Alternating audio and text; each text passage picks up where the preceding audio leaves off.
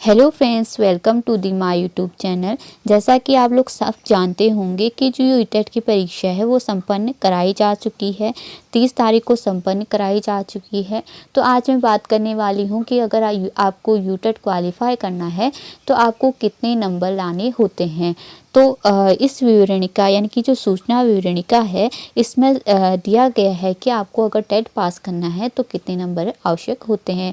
जैसे कि आपको पता होगा कि अलग अलग कैटेगरीज होती है। जनरल हो गया, जैसे ओबीसी हो गया, एससी एसटी हो गया, विभिन्न वर्ग आते हैं। तो इनमें जो जो नंबर है वो भी अलग अलग लेके आने होते हैं। तो उसके बारे में आज हम बात करेंगे। तो जैसा आप सूचना विवरणिका खोलेंगे तो आपको अगर 4th पॉइंट में जाएंगे तो आपको वहाँ पे पता लगेगा कि आपको कितने नंबर लेके आने होते हैं। जैसा कि यहाँ पे देख पा रहे होंगे कि 4th पॉइंट दिया है यहाँ पे कि न्यूनतम अर्हता अंक, यानी कि आपको अगर यूटेट पास करना है तो आपको न्यूनतम अंक कितने लेके आने होते हैं।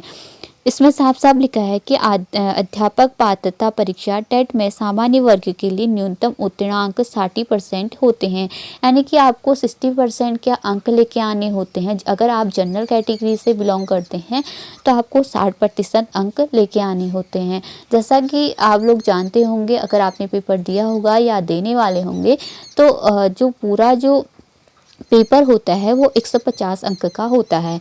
तो अगर आप 150 अंक का 60% निकालते हैं तो कितना आता है, 90 आता है। तो यानी कि अगर आप जनरल कैटेगरी से हैं तो आपको 90 अंक लाने ही लाने होते हैं। अगर आपके अंक 90 से कम आते हैं तो आप इसमें क्वालिफाई नहीं हो सकते हैं। अगर आप 90 से ज़्यादा लेके आते हैं तब आप इसे क्वालिफाई कर सकते हैं, यानी कि आप क्वालिफाई यानी कि आप पास माने जाओगे, यानी कि आपने यूटेट क्वालिफाई कर लिया है। अगर हम दूसरी कैटेगरी की बात करें, तथा इसमें लिखा है तथा अनुसूचित जाति और अनुसूचित जनजाति के लिए न्यूनतम जो उत्तीर्णांक होते हैं वो 40% होते हैं। अगर आप अनुसूचित जाति या अनुसूचित जनजाति से बिलोंग करते हैं तो आपको 40% अंक लाने होते हैं। 40%, अगर 150 का आप 40% निकालते हैं तो आपको कितने अंक मिलते हैं, तो 60 अंक मिलते हैं। यानी कि आप अगर अनुसूचित जाति या अनुसूचित जनजाति से बिलोंग करते हैं तो आपको 40 यानी कि 60 अंक लेके आने होते हैं। अगर आप दूसरे यानी कि ओबीसी की बात करें, यहाँ पे दिया है कि पिछड़ा वर्ग निःशक्त अभ्यर्थी या स्वतंत्रता संग्राम सेनानी, आश्रित भी है या भूतपूर्व सैनिक भी है तो आपको न्यूनतम जो अंक है वो 50% लेके आने होते हैं। इसमें साफ साफ लिखा है कि स्वतंत्रता संग्राम सेनानी, आश्रित या भूतपूर्व सैनिक या पिछड़ा वर्ग है या निःशक्त अभ्यर्थी है तो उनको जो है 50% अंक लेके आने होते हैं। अगर आप 150 का 50% निकालते हैं तो कितना निकलता है, तो 75 अंक आपको लेके आने होते हैं। अगर आप 75 अंक लेके आ जाते हो, यानी कि 75 या 75 से अधिक लेके आते हो तो आप इसमें क्वालिफाई माने जाओगे। तो आपको कन्फ्यूजन नहीं होना चाहिए कि जनरल कैटेगरी है तो कितने अंक लेके आने हैं, ओबीसी है तो कितने लेके आने हैं, एससी एसटी है तो कितने अंक लेके आने हैं।